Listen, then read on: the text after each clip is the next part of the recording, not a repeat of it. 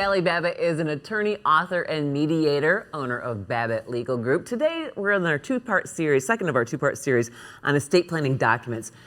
Explain what a trust is.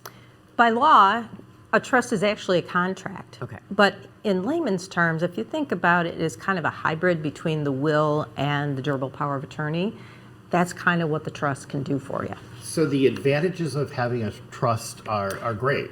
They are, and one thing is that it spans your current money management, asset management during your lifetime. It can also still come into play or still be valid if you become incapacitated, and then it can operate after death. So that's where you get the spectrum of the durable power of attorney, which is only valid during your lifetime, and then the will, which doesn't become operative until your death. So the trust really can span that whole period of time. Is there a disadvantage to a trust? One of the disadvantages would be cost. They're more expensive to set up. Okay. Another might be many people who are in charge of administering the trust aren't really familiar with how to do that, but there's ways around that. But the biggest caveat with the trust is understanding how to fund the trust. And that's why it's really important to work with an attorney who's very familiar with estate planning and trust administration. That's where I see most things kind of slip through the cracks. So who should have a trust, or how does that work?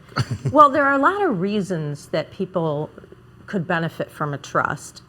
If they have significant assets and they don't want the inventory fees of the probate court upon their death, or if they have a vulnerable beneficiary, and that could be a minor, it could be a special needs beneficiary, or it could be somebody who has spending issues, substance abuse, addiction issues.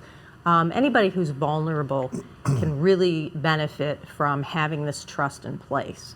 I think sometimes there's an idea that you only do this if you've got a giant pile of money. But no matter what your assets are, if you have people that are going to fight over it when you're dead, right, you want to kind of set it up ahead of time, right? Yeah, and many times the biggest asset we're funding it with is someone's house. And that's a very valid reason, to create the trust. And, you have a lot of flexibility in terms of when it pays out and things like that. So yeah, it doesn't have to be a high dollar amount. It just has to be a lot of, different factors. Babbitt Legal Group, SallyBabbittLaw.com for more information. Thank you, Sally.